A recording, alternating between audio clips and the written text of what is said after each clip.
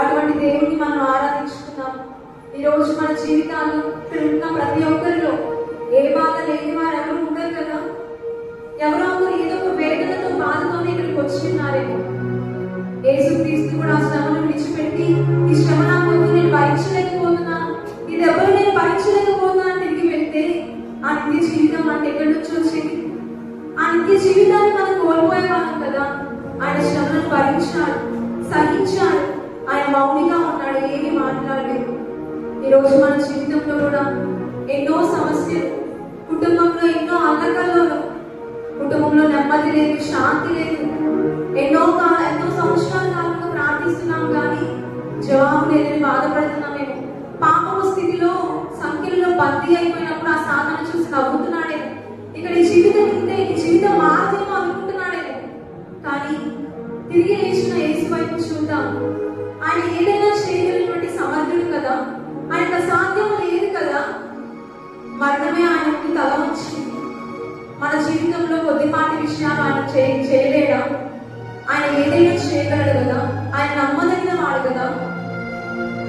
శిల్పి తన శిల్పాన్ని చేస్తున్నప్పుడు, ఆ బొమ్మలు తయారు చేస్తున్నప్పుడు ఆ శిల్పం అనుకుంటుందంట, అయ్యో నాకెందుకు ఈ శ్రమ, ఈ రీతిగా నాకు ఎందుకు చెప్పుతున్నావు అని బాధపడుతుందంట, వేదన పడుతుందంట. కానీ ఆ శిల్పి చెక్కబడితేనే కదా అందంగా కనిపిస్తుంది.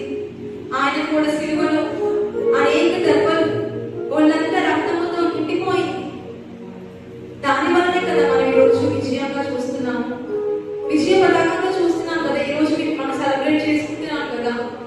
ఆయన బట్టే కదా మనం జీవిస్తున్నాము. ఈ రోజు నెమ్మది లేదేమో, శాంతి లేదేమో, ఆయన వైపు చూద్దాం. తిరిగి లేచిన యేసు వైపు చూద్దాం. ఆయన పునరుద్ధానుడయ్యాడు. ఆయన సమాధిలో లేడు, ఆ సమాధి ఖాళీ అయిపోయింది.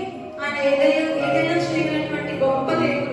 ఈరోజు బాధపడుతున్నామేమో, ఇక నాకు ఎవరు లేరు అనుకుంటున్నామేమో, ఆయన వైపు చూద్దాం. మనుషుల వైపు కాదు చూడాల్సింది, దేవుడి వైపు చూడాలి. ఆయన వైపు చూస్తే, ఆయన చెంతకు చేరితే, ఎంత నీచమైన స్థితిలో ఉన్నా ఆయన మనల్ని రక్షిస్తాడు. అందరం కళ్ళు మూసుకొని నువ్వు నేను దేవుడు అనుకొని ఆయన వైపు చూస్తూ మనస్ఫూర్తిగా ఆయన ఆరాధించుకున్నాం.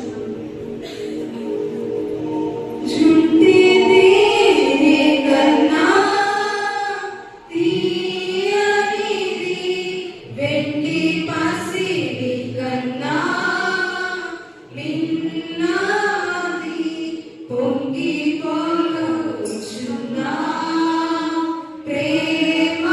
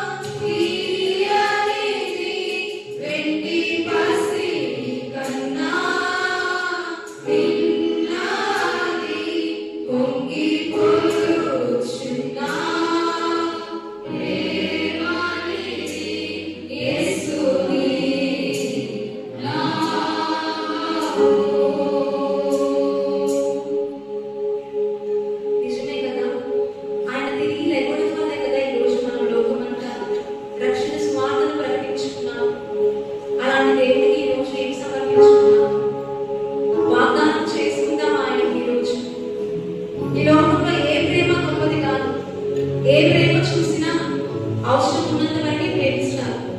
ఈ లోకంలో యేసుక్రీస్తు తప్ప నిజంగా ప్రేమించే వ్యక్తి ఎవరు లేరు. ఏదో ఒక సమయంలో ఎవరు మనల్ని విడిచి వెళ్ళిపోతారు, కానీ అంతం వరకు ఆయన ప్రేమ మాత్రమే మనకి ఉంటుంది. ఆయన గొప్పవాడు. ఆయన గాడిద మీద ఉన్నప్పుడు గాడిదకు విలువ వచ్చింది. ఆయన గాడిద మీద లేనప్పుడు ఆ గాడిద అనుకుంటుంది, ఏంటి నాకు ఎవరు విలువ ఇవ్వట్లేదని. ఈరోజు మనము కూడా మన జీవితంలో ఆయన లేకపోతే మన జీవితం అర్థమే లేదు కదా. ఈరోజు మనల్ని కలిగి ఉంటాం. ఈరోజు మనం వాగ్దానం చేద్దాం ఆయనకి, నా ప్రేమ అంతా నీకే ప్రభా, నా సమస్తం నీకే ఇస్తున్నాను. మన కోరికలు, మన ఆశలు అన్ని ఆయన చేతిలో పెట్టి ఓడిపోతే తిరిగి మళ్ళీ ఆయన మనకి ఇస్తాడంట. అందరం కలిసి ఆయన వేడుకుందాం, వాగ్దానం చేద్దాం. అయ్యా నా సమస్తం నీవే యేసయ్యా, నా ప్రాణాన్ని నీ చేతిలో పెడుతున్నాను, నా ఆశలని నీ చేతిలో పెడుతున్నానని అందరం ప్రార్థన